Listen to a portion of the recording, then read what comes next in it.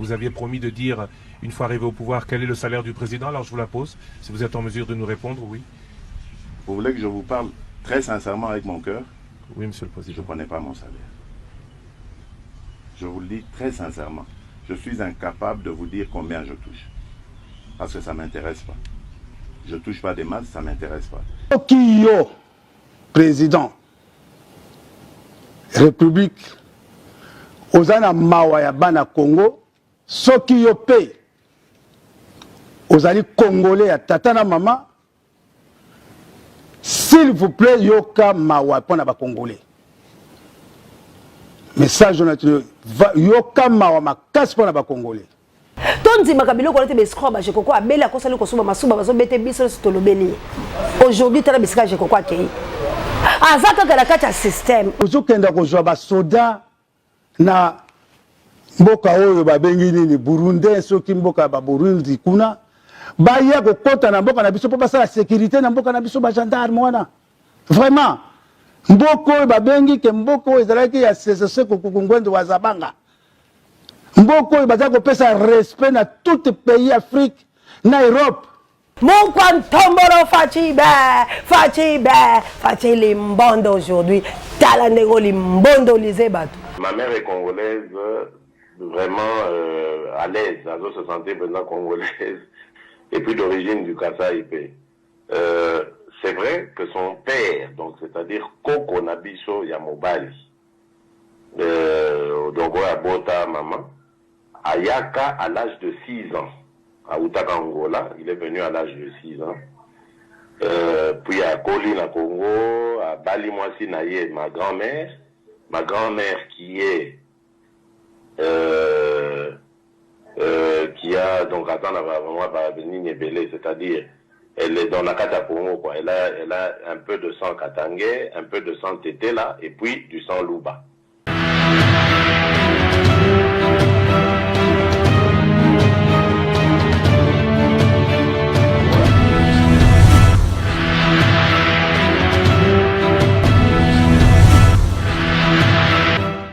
Merci Nabilo Batobozuli Bakou ya kolanda biso na mokolo molelo na ezui ezali bongo branche moko to tchalo océan du Congo bisiko to tchaka litono na nzete po ete to benga ngo malamu esiko to ngangaka esiko to lobaka esiko to za ba patriote esiko to za ko dénoncer ben sanité esiko to zo luka ba piste solution ba Congomani pour une opération Jeanne d'Arc et opération Sauvons le Congo. Bande ko balandi ya émission Ezui matondo bakomela bino bisika binso ezwa mibino. Merci encore une fois la abonné na biso ya Océan du Congo, bo continuer ko s'abonner massivement beaucoup za la ka de cité pe matondo la bino bato bozwa kaliba kwa kolanda émission du début jusqu'à la fin, ko like ko partager ko tchaba suggestion ba j'en pe ba commentaire tika nzombe ya lola apambola bino bande ko balandi to telema to bundele kolo wabiso pambate ekolo wabiso ezali penza malamu te. Congolais telema Congolais la muka bandeko ya Autriche nzombe apambola bino wala l'Australie papa langa G3 Désiré Botuna la maman Elisabeth Botuna maman Koipumba na France Célestine nanga bon rétablissement nzamba pambola vraiment ba maman ya moto mojali maman vava maman joli qui est dit mbote ekomela bino banso balandi ya Océan du Congo chaîne na bino ya libération wape pai oyo tozali na moi ba mabongisi oyo to ko beta mbela ko belela bana Suisse mama langa adolo nzamba pambola yo mukane konto joli lo sako vraiment maman nangai nzambe apambola bino mama Jovi nzamba pambola bozali tellement ebele na plus 32 na mboka nita baba il faut ko yo moto nzamba pambola pe bino nyonso mama Béatrice Lokwa vraiment bolukelanga mama Sidoni na mama Chantal Tambila to telema pola ko soutenir ba mama na biso balanze landu na kozela openza mama nangai jeuni pe bakoko nzeza landu to sunga ba mama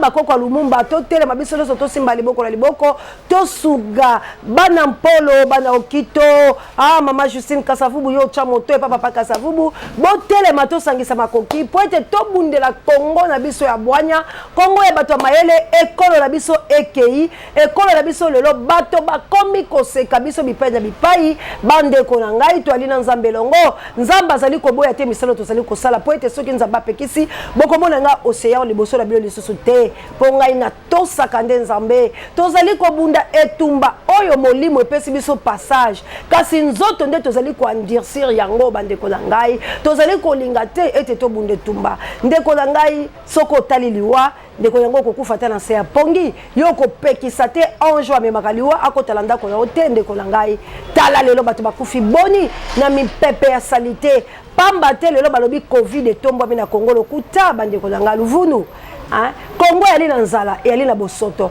likolo ya pasi bandeko na nga soki bokiti na bariel na bino botali na baveni na bino bokomona ete aveni ezalaka monene ntango tokola maveni koma moke koyiba balabala bato bayibi koteka bampango bato bateki ndambo lopango moko ateki yango na bato misato ezangi forme ya kotonga bisika ya kotia zongo ya lite bisika ya kotia bisika kosukola ya lite mai nyonso ekobima na babalabala alors wala nyonso yali salite soki mboke yaleki malamu tope tolaki na mokonza malonga na ndenge tosalaki élection la pesa ko pour la président Liberté Faluma Didi soko asoki ebongana meta musulu loto ngai to yeba makambo susu bandeko langa esengeli cadastre sala musana nango lotissement ya bandako to pe ya bariel to pe ya bakomine ebani eza na cadastre moto wana ngaka banana ko sala opération wana mais tellement mboki ezali malamu te bandeko na ngai kolia bato ba kolia te bosoto epai banzele ya lite to ali na mabele to ali na mai bandeko na nga to ali na gel to ali na sima mabanga biloko inso wana miyali awa carrière na biso ya njili ba India nde ba botoli biso yo somoni biloko ya Congo bato mosu ba ko sala perenko bisika ya biso ba pesa ba France bomoni pe zina sima ya lokuta ba Rwanda bangola bazimboka bakosaki ba américain ba ko somba bandako ba ko tonga est-ce que ngana États-Unis na okele ko somba lotissement monene ngana tongesika langa nani akopesa ngai bandeko na ngai esengeli ba congolais to réfléchir parce que tout oyo basala ka bato oyo to bandaka koyoka lelo to moni nyonso basali biso na Congo bakoti na mboka na makasi bako boto na biso babeye na makasi bako bomeloko ezalaka ya mabeko boma po ba boma moto ali likambo mais bato bako boma biso sans pitié ndenge bilomo bolobaka lokota ili français mama jawa salam alaikum na ba musulman nanga mama ya moto mojali moto mozima mite moto mojali mama ya fondation to ko bunda to ko kutana soki nzambe asungi po ete pasi ali na molongo mobimba bandeko langa lelo bako luka lolenge obomoni ba ikongo mani ba telemi ba bile 25 ko simba te bako luka lolenge biso to ko bunda awa pona ko pekisa nyonso oyo longo bani te basala biso kasi biso na bilo bandeko Kongo ya bwanya Kongo ya bato mayele ndenge na utai ko ibisa bino mota utiki kwiti aye na Kishasa lelo azali kotangisa bana mindele wapi lisu na France bino boyebi ba français ndeni baza ba orgueilleux boyebi ba français français soka sa patron na so bakola tcheli kola mesa wana français ko tanga journal ko bela café ko domino ko tinda yo ba orgueilleux ba français mais ya ko sala wapi na France et puis ba pesi ndako wapi na kati ya capitale bisiko bato ya misolo ba kambia ba konzi ba vandaka tala mondele po na likambo italien ndenga profitaka mwana ya kikwiti professeur ya mindele bande kolanga ba congolais to fier ya bongo baza boni ya mayele bongo o ba ko sala mindele basaka paraître na bango ba komisi bango bato na bango Kongo ya mayele Kongo ya bwanya Kongo ya makasi ba Kongo mani to telema bipai biso ezwami biso to loba liloba moko to sangala lokola bato moko po ko bundele kolo wa biso bande ko na ngai pasipe mawa nazo yeba te soki bakambe ye ekolo Kongo bakala mitu lokola Jekoko bandeko langa aya seli biso video alobi bana ya kingabwa bolelaki nga Jekoko la seli bilo morgue alakisi biso filmer biso la ba condition ache ba ko tchango na bon prix eza mabete ko sunge kolo kasi Jekoko mulumba azimboka ko tonga morgue wapi ya solo bazaka la bango na ba moyen po ya na bango liboso abimisa bango nzela balaka na kibali toyebi pe ba histoire ba Jekoko wana ya na bango liboso alexi bango nzela zaka la kibali ye mutazoka mo mobala malonga siko nganya ina yeba ye Jekoko mulumba zimbongo wapi na mine Jekoko azimbongo abande kolanga botande ba congolais ba osaka na biso to landala no bongo to ko beta ngo marteau ezui tokena tela biso biloko Jekoko ko sala biso orgueil ya baluba kuna bomona morgue ezoko respecter ba norme nyonso bolandaka mokili eza toujours dans ma surprise na ngwa mike yango nazokota na kati ya morgue nga mosali na bino non nga mosali na bino awa toza na kati ya morgue nazobeta na nga tolo te eza kobeta pe tolo te ezali kolakisa bato ke toza na bolingo ya bato tosali yango vraiment na propreté makasi awa mpe nazosenga na baemploye oyo bakozwa mosala awa bagarde ndako oyo ebandako ya babandeko na biso na propreté vraiment makasi mpo bato ata soko akufi atikali kaka mutu nzela na biso nyonso awa ozomona awa place bafrigo ya kotya bandeko na biso na kati awa ezali nano dans un premier temps mpona 50 personnes awa toye awa ezali place ekozala travail mpona koambome bandeko na biso soki nzambe abengi molimo na bango. Merci mingi ngawa bino honorable Jekoko Mulumba serviteur na bino moi moke oyo ba notable bazali kosenga nga chaque fois na réunion sur la salle ba réunion na notable bazali koloba Jekoko eloko kosela biso makasi na kinga bato zangaka ezali mort yango yo tomeki kosunga population na zo insister que ekozala vraiment na primoko ya se pona kosunga bato oyo bakufeli ezali bato baza na pasi ndeko nanga na tango bakoyiba bambongo pona kosala ngo pour l'intérêt na bango bakongo mani biloko mosusu tokoko permettre te sala muteba mabete ndeko nanga na temps oyo biso toza awa tozoluka lolenge nini tobunde tumba pona kobengana bokipa bamisusu baza ko se réjouir ndenge bolobaka lokota el français na mbongo ya Congo bazo maltraiter ba peuple congolais et puis bazo kosa bango la kosela bango est-ce ba morgue wala yo Jekoko bato bakoya wala kocha bango fele morgue la soseli po bato baya bafuta mbongo po yo sali lien na commercial eloko nini ba congolais oyo Jekoko sali congolais ça so ba robetela Jekoko malaka maboko bande kolanga tonzi makabilo ko te bescro ba Jekoko abeli akosali ko suba masuba bazo bete biso tolobeli aujourd'hui tala bisika Jekoko akei azaka kala kata système bande kolanga totika ka bango to dirait que biso toloba ke biso babola ki bobole yaki pour la biso bazwinde baleki biso non il faut tout silisa bango biloko poza bambongo la biso Jekoko azo kotonga biloko na mutu na biso ba otonga bandako na bango na mutu na biso il faut ba nyoko peuple congolais po bango bazo bambongo batonga tango bango ba kotonga ba yeba lakisi yo ke tala to saleli yo eloko nyo Jekoko sali ba congolais au continue bandako na bango moko ko tika bango biloko kolia toke ko bongisa bango nde ba obelaka ba maladi tozo sala commercial la yo otongi yango po bato bayaka ba kotelo mbongo yo Jekoko ba tomboloka po yo za mutambongo koma biloko osakana bato boyo biso tozo luka bato loko ba kangala machine de guerre a oza telemi a lobby bandeko zanga tozo luka ta mutu nyosa réfléchir ba sonner ex-phase bozali nyoso bokufite boye kola na Egypte bokenda ba Corée bosala ba nini nyoso wana bokufite bozali mais bele pe boko na bilo ba kolabo ba incho anto bazo lukaka bino boye na boye pona nini bandeko nanga bazo faiblir bino armée ya Mobutu bozaka mibali ba DSP bino no so bosila te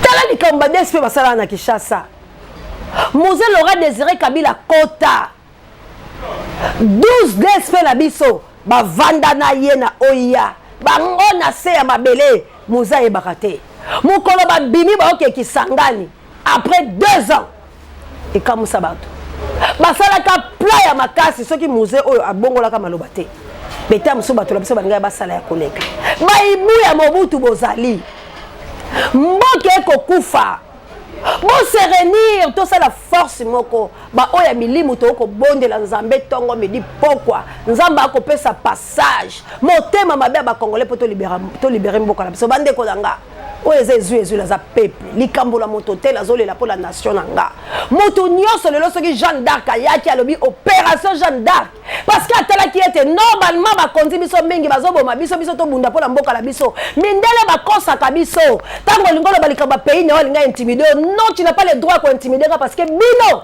bozo ba spécialité bozo puiser à na mboka nanga bozo yiba na mboka nanga et puis bozo kangisanga munoko vous avez pas le droit au kangisanga munoko vous êtes malade le voleur le tueur les sanguinaires les escrocs bozo kota na mboka nanga bozo bomanga bozo kota na mboka nanga sans permission et bozo faire taire nga attention bon la tsanga ba biloko sangitina non nous avons des matières premières babwa kaka pas bile bo fana ba il faut à la Kinshasa pas bo tonga tonda ko la bile bo saka ba esthétique wala aka la Kinshasa bile bo za eloko ni boza eloko ni ce que c'est maltraitance escroquerie race ba division ba diviser bo ka kabola biso la bande ko la biso poto yo kala tout ça la force mais tozo la cabino avec Dieu nous les Congolais nous vaincrons les patries ou la mort toko bunde na babele na biso toko ndima ba etale biso lokwa banyama mais enfin to légué serment ya liberté la ba na biso toko leka te ba koko la biso ba ko bunde so etumbo te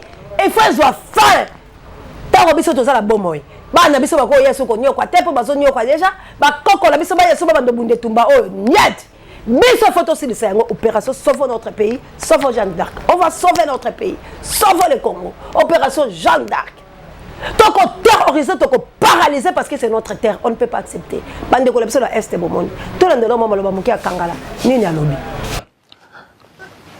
président guide ya Congo démocrate landangai penza na bokebi nyonso nazali soda commando ex-phase na lunga na pété na ngai ya capitaine na Kinshasa pona comme lelo réfugié politique na France président message on a zotin de la yo et un message a représenté ex-phase Union Mobimba ou Union Libanda soki yo président république ozana mawa ya bana Congo soki yo pe ozali congolais ya tata na mama s'il vous plaît yoka mawa pona ba congolais message naturel yoka mawa makasi pona ba congolais ba dine na yo nyonso signé mais biso tolingi to sauver yo ex-phase Joan Zela na yo préparer kutana na biso ex-phase na terrain neutre na sengi na yo président de la République balakisaka mokunzi musapi ya ndakisa te mais na lakisi yo musapi ya ndakisa na fingi yo te na respect nyonso nazo pesa yo etake guide ya mboka oyo Congo ex Zaire biso ba Zaïrois ba soda oyo ya Zaïrois oyo bazali formé na toute grande puissance ya monde ba formé biso na ba coréen ba formé biso na belge ba formé biso na ba français ba formé biso na ba américain bazali ba force oyo ezali minene ya monde mobimba toza ba soda ba formé biso lokola na ba mwa ba scout te ba formé biso na ba rwandais te ba formé biso na ba burundais te ba formé biso na ba kenya te biso ne te formé ba rwandais biso ne te formé ba tchadien biso ne te formé ba kenya ba burundais te formé bango na mboka na biso bayebi kitona bayebi kotakoli James Kabaré biso te formé à Sali FO5 chez nous oyo azali chef d'état-major na Rwanda oyo aye ko sakana na biso oyo bino boke ko signer na bango badini et respect nyonso nazo pesa yo monsieur le président landanga penza na bokebi donnant terrain net au Koutana Bisso ex-phase, au sala message. Yo présent, s'il vous plaît. Ozo kenda ko joa ba soda na mboka oyo ba bengi nini Burundais soki mboka ba Burundi kuna ba ya ko kota na mboka na biso po ba sala sécurité na mboka na biso ba gendarme wana. Vraiment. Mboko oyo ba bengi ke mboko oyo ezalaki ya CCC ko kungwendo wa Zabanga. Mboko oyo baza ko pesa respect na tout pays Afrique na Europe. Mboko oyo ba entraîner ba soda et pas ya Bebron, Belge, commando. Mboko oyo ba former ba parachutiste na ba français. Mboko oyo ba former division Camagnon là na Corée du Nord. Mais non. Comment biso toko ozala comme ça biso dit comment toko comme ça biso penza établement comment nakolo banini. Comment ozo chier biso bo penza vraiment président. Ndeko kangala machine de guerre tozo landayo olobi beaucoup tana mokonzi ya mboka. Akokutana bino na likambo nini na tina likambo nini oyo naza koya Loli. Voilà. Tonga pino éclairci no naza koya. Kobanga te. Oui. Tozo senga to okutana na biso pona to benga na banguna nyonso bakoti na mboka na biso. Biso to kopesa yo 1 mois. Ex-phase to kopesa 1 mois. To l'action que tozali formé na batu oyo ba pays oyo ezali ba pays moko eza ya minene ba pays oyo ya monde oyo penza force ya ba monde mobima formé biso. Mobutu quand même yo président mokolonga na ya na bureau na yo lobaki Mobutu asala eloko te. Ngai kangala landa ngai bien na ya na bureau na yo oyebi oyo ngala zoloba na yo. Mboke kopela bemba gomba lobi toto yo kaka mamo seya toyoki kimia oyo toluki tomoni ke tokobima babolole te bemba repli batone tout asangisi bango liboke alobi tozokota likamba Congo to bunda na Uganda to bunda la Burundi lokwa Moïse Katumbi pion po ya kosala makambo na mboka langa Moïse akotambola ileboye akokende ngai pe bembe fona sala bande ko nanga soki bemba ye Petero toko boya ye po Yudasi Félix mais soki bemba lobi azala Petero est-ce que toko boya ye Petero la wanga da Yesu Petero bana langa États-Unis ko njala langa Petero la wanga da Yesu Petero mais Petero tanga comprendre ki malobo nkolo alobaki nanga zonga ki boko soki bemba zongi po aya Julieta lotaki tumba to bundala ye to boya bande ko nanga ezui bemba lobi ngai il faut n'arracher mboka langa na tenda ki pona yeba naza Félix c'est la kati ya union sacrée mais faut to déstabiliser Félix na buzo bazo sala bandeko bemba lobi ya ki ndempa ko la ko fulo pepe bemba lobi ya ki ndendo ki faut za pembe na epo yeba ye bandeko langa tondi bela bemba ezui bemba gombo recrute bemba gombo zongi lobi ngai pe la telema tu de talo take tumba na sauver national mon kwantomboro fachi limbondo aujourd'hui tala nego limbondo lise batu bande konanga to telema on fait pas de la blague to kono bala bilo bo solo papa Gilles maman e bobilo tout na itela la boteka bande konanga boyibo cha TV mamo seya betata tourner konanga pilipili bende na koya akokoma na basanku so bayele mabama ke bombele mona mpoto to koya ekisoto folange itungia nye nzakomba folange itungia tozo telema ko dénoncer mboka eza la sérieux problème mboka ya biso eza la pasi bolanda bino moko comment on se manque de Félix Tshisekedi oyo yo lelo ngo betele maboko regardez les erreurs graves de bêtises oya sali pe basali sommation cadeau naye o batikelier ya bonne année tolanda mais aussi de certaines de ses actions irréfléchies. Les sorties médiatiques du président congolais sur l'échiquier tant national qu'international sont caractérisées par beaucoup d'étourderies qui exposent son instabilité mentale, son immaturité politique et sa non-maîtrise de la situation du pays dans son ensemble.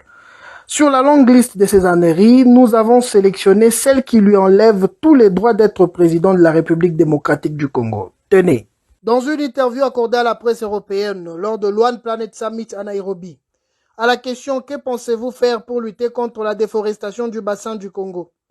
Le président répond à cette question en s'appuyant sur l'exemple d'un jeune entrepreneur dont le travail est de couper le bois. Comme qui dirait, la coupe de bois était une forme de lutte contre la déforestation. Ça veut dire que l'action en faveur notamment des besoins sociaux des populations ne va pas à l'encontre de l'action en faveur de la planète. Pardon? L'action en faveur des populations ne va pas à l'encontre de l'action en faveur de la planète. Pour le moment, non. Quelles opportunités voyez-vous pour la reforestation de la forêt du bassin du Congo, dont on sait à quel point elle est importante? D'abord, il faudrait apprendre, comme je l'ai dit à nos populations, de ne pas déboiser. Et pour cela, j'ai amené d'ailleurs dans ma délégation un jeune entrepreneur congolais qui a réussi à transformer les plantes en charbon de bois, donc à la place évidemment du charbon de bois. Donc il fait de cela une énergie qui pourrait remplacer parfaitement la coupe des bois de la forêt. Donc il faudrait vraiment aller dans ce sens, encourager ce genre d'initiative, et je crois qu'on pourrait faire face à cela. Là, c'est un jeu de mots gratuit. À Goma, lors d'une rencontre médiatique entre le président Tshilombo et Top Congo FM, notamment Christian Lusakweno, ce dernier lui pose la question de savoir quel était son salaire. Le président a répondu avec parjure en disant qu'il ne connaissait pas son salaire. Il ferait mieux de s'arrêter là. Mais pour nous mettre plus en confusion, voilà ce qu'il ajoute. Vous aviez promis de dire, une fois arrivé au pouvoir, quel est le salaire du président. Alors je vous la pose, si vous êtes en mesure de nous répondre, oui. Vous voulez que je vous parle très sincèrement avec mon cœur? Oui, monsieur le président. Je ne connais pas mon salaire. Je vous le dis très sincèrement. Je suis incapable de vous dire combien je touche. Parce que ça ne m'intéresse pas. Je ne touche pas des masses, ça ne m'intéresse pas. Et le peu qui me reste quand je reviens de voyage et tout, je fais beaucoup de choses que je ne veux même pas évoquer ici. Parce que moi je crois que, comme on le dit dans la Bible, lorsque la main droite donne, la gauche doit ignorer. Mon salaire ne m'intéresse même pas. Mais je sais qu'il n'est pas exorbitant. Dans un point de presse où Félix Tshilombo était accompagné de son homologue burundais, un journaliste pose la question de savoir quel est le budget alloué à la construction de la voie ferrée qui relierait les deux pays, à savoir le Burundi et la RDC. À cela, le président congolais, l'un des signataires de l'accord et initiateur du projet, répond en ces termes. Pour ce projet-là, et les fonds, le projet de construction de la ligne ferroviaire qui va relier le Burundi à la RDC, le niveau de financement, il est de combien? Parce que les discussions... Là, vous allez loin. Moi, je ne connais pas le projet de financement. Ce sont les experts qui pourront vous dire ça. Ok, et par rapport le tracé, mais bon... Oh non, quelle imprécision là. En Allemagne, devant tous les participants du sommet Compact with Africa, le président voulait bien vanter les prouesses des vaccins Manacovid et Dubaz C, les deux produits anti-Covid made in Congo. Mais hélas, encore une fois, M. Fachi a déliré. Écoutez ça. De ce qui se passe en République démocratique du Congo par rapport à deux produits, le Manacovid et le Dubaz C, ce sont deux produits anti-Covid et qui ont vraiment montré leur efficacité. Je ne peux pas dire à quelle hauteur, mais en tout cas, selon plusieurs scientifiques que j'ai consultés, ces médicaments ont eu de l'effet. Et donc, j'ai proposé au professeur Chaim, que j'ai félicité au passage, d'avoir vraiment aidé à la reprise économique mondiale. Pour sa toute dernière sortie, M. Tshilombo mériterait un trophée, notamment celui de l'époux modèle. Mais en tant que premier représentant de la RDC et de l'Union africaine, remercier toute la communauté turque au nom de son épouse, là c'est tout simplement tordu. Félix. Merci beaucoup, Monsieur le Président, cher ami. Avant toute chose, permettez-moi de vous remercier au nom de mon épouse et ma délégation qui m'accompagne. Vous remercier au nom de mon épouse et ma délégation qui m'accompagne. Dites-nous, Monsieur le Président, vous êtes le président de votre délégation et de votre femme ou du Congo tout entier? Une fois au pouvoir, il soutient être Congolais de père et de mère. Mais quelques mois avant les élections, c'était plutôt... Ma mère est congolaise, vraiment à l'aise, elle se sentait maintenant congolaise, et puis d'origine du Kasaï. C'est vrai que son père, donc c'est-à-dire Koko Nabiso Yamobali, donc à Bota Maman, Ayaka à l'âge de 6 ans, à Outaka Angola, il est venu à l'âge de 6 ans. Puis à Koli na Congo, à Bali Mwasi Naye, ma grand-mère qui est qui a donc c'est-à-dire elle est dans la Kata Congo, quoi. Elle a un peu de sang katangais, un peu de sang tété là, et puis du sang louba. Donc par rapport à Babo Tinae, quoi. Donc elle a un côté katangais, un côté tété là, un côté louba. Ça c'est ma grand-mère. Mon grand-père, lui, il est venu de l'Angola, d'une tribu, Namalange, hein, enfin d'une région, Angola. Parmi les langues nationales, il y a le Tilouba. Inconcevable, Monsieur le Président. À dire vrai, demi-Dakar, c'est rien à côté de vos origines. Hein? Nous sommes en pleine 3e vague de la Covid. Pendant ces temps, tous les dirigeants du monde cherchent un moyen pour éviter la progression du virus. Mais que veut le nôtre? Que nous déplorons nous pousse à prendre des mesures fortes pour garantir la progression du virus. Ah oui, c'est confirmé. Hormis ces grosses bourdes communicationnelles, le président Félix s'est aussi illustré par des actions irréfléchies dont voici quelques-unes. La rétrocommission, ou dirais-je COP, diminutif du mot coopération, un mot trop utilisé par les Congolais pour maquiller tout ce qui est escroquerie, pratique par laquelle beaucoup de Congolais ont gagné de l'argent frauduleusement, mais qui a été approuvé par le président lors d'une interview dans laquelle il se sentait dépourvu de toute autorité de condamner son directeur de cabinet de l'époque, ou moins encore l'inspecteur général des finances. Suivez ça. Par exemple, quand on reçoit au Congo des rétro-commissions d'une affaire, sous d'autres cieux, c'est illégal. Mais au Congo, c'est légal.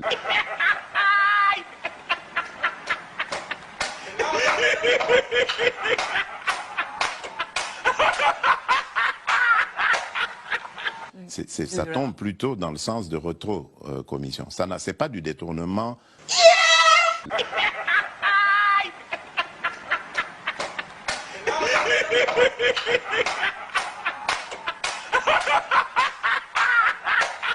Le surnommé Béton prend l'avion, fait quelques escales et enfin atterrit dans un pays d'Europe. Avec toute sa délégation, il s'installe dans un hôtel. Au jour de la sortie, monsieur est arrêté à la porte pour n'avoir pas payé les factures. Oh, ça donne ça.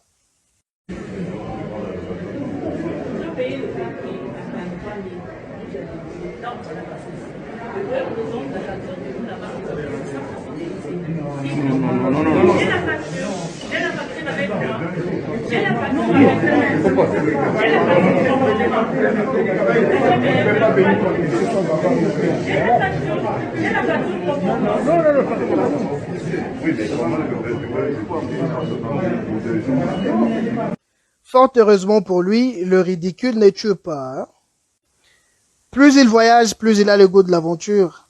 Nénette, c'est le nom de la nouvelle conquête de Monsieur le Président, dans un pays qu'il a visité récemment. Il la drague en public jusqu'à ce qu'il décroche un rendez-vous. Qu'il est charmeur, Monsieur le Président.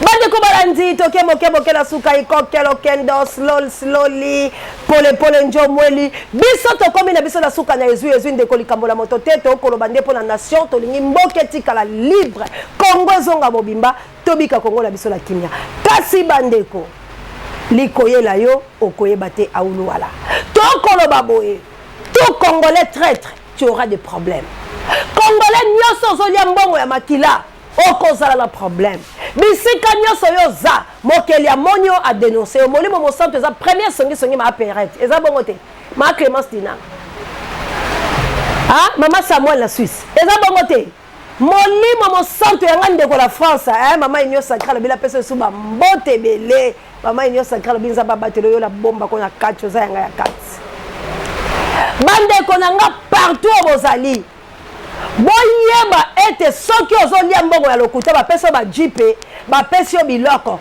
yeba ke okosanza yango yeba ke okofuta yango ekeke oyo ekoleka te ekotika yo te ndeko na nga po ete eza na bato mosusu me tozolandela mpo tosasa bango na ezwi circuit na bango tomoni yango bisika bakokende tokola bazwi bendeko na nga tambola na mokili oyebaka kolo amoni yo tambola na mokili oyebaka kolo amoni yo yo moninga ya yo moyini ya Kongo na biso kolo amoni yo miso na Nzambe epai na yo moyini ya Congo oye kosangana olobi nazoluka ba femme faible pona kanga bango na captivité yeba ete yo ndo zokangama bananelaka bananelonga mvuluzi kimbango azala mabele lumumba azala mabele nzezalando azala mabele kasavubu azala mabele mpolo kito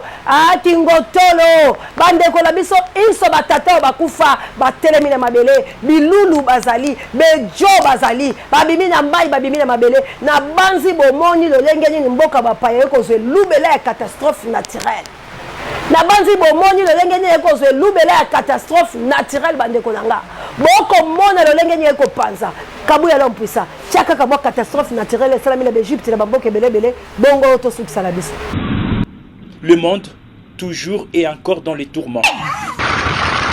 Les choses vont de mal en pis. Approuvons le déclin tranquille de notre civilisation. Divers signes de la fin des temps sont visibles chaque jour.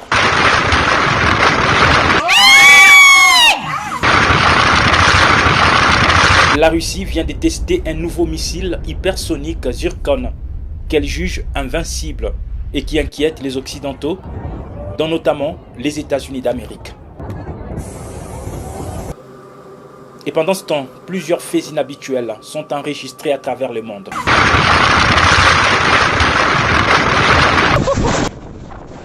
Comme ici en Égypte, où le pluie torrentiel et tempête des sables ont eu un effet dramatique assez inattendu. Des pluies torrentielles sans précédent depuis 11 ans ont fait sortir en l'espace de quelques heures des milliers de scorpions venimeux qui ont piqué plus de 500 personnes. 4 d'entre elles sont morts, a indiqué le ministère de la Santé, lorsque leurs maisons se sont effondrées sous la pluie et la grêle. La scène fait froid dans le dos.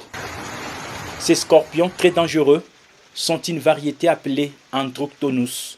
Bandeko na ngai to komi na biso na suka pamba te to ko ke malembe bandeko ba pesa biso mo mboko to bombi ndambo balaka biso na to kokisi te parce que to za caméra ya biso moko donc to zaka la ko louer et puis la samvula to lobito sa musala parce que on n'a pas le choix bandeko na ngai to sukisi awa vidéo oyo emeka ko sexa bilo mo muke na banguna ya Congo ba mekaki pe ko sala mo sommation na bangona makamotali Fabrice Gaz yango ne boko sukisa ngo po mo tango boyoki bo landeli penza a juka le number 1 océan de la presse congolaise après Nati Kabilo Bongote, ba stress leki, toko sika moi muke, boko seka. Merci na Kabouya l'homme puissant, on n'échange pas l'équipe qui gagne. Merci na Judeka adorateur Missap électrique. Merci Bongo na Pape J directeur recherche stratégique et pourquoi pas Sango Mokonzi para bemiso babiso. Ba pour rementangola no bondi à botard de bono itila RMC ko komela bino. Mamour d'Angola na mokite no Florence Matondomido Ingeta. Congo ne tombera jamais, Ingeta, Congo ne tombera pas. Ingeta, Congo ne tombera pas. Ingeta, merci na mon ami de tous les temps du Nolo soir. Merci na Lipasananga Inoyase Ante Live. Voilà la moni bongo. Manananga les États-Unis d'Amérique la kunjana nanga. Na moni équipe pour la télé les États-Unis d'Amérique. Na moni yanga mo konzi na Angleterre. Na lobi bongo Oscar. Ah motomoko bia mobala mbinga mobali. rien à dire. Merci Nayo Juka Am, le number one, ya Océan de la presse congolaise. Nanabi Matondo et comme la bille dans vidéo, Oyo Kabuya Koche la bille la JDK, et c'est et Massibile Mobapanzi, vraiment Bandekonanga, partout au Bozali, ba maman, oye, ba maman, ya moto mojali, to telema pour les tumba, ba papa, to telema, to sangue samaye, le pe makanisi, pour te foutre monguna dehors. Tango et coquille, Congolais conscient, Telema, Nzambe, Azanabiso, ce qui est soyez, Ngane Otoko Kutalati.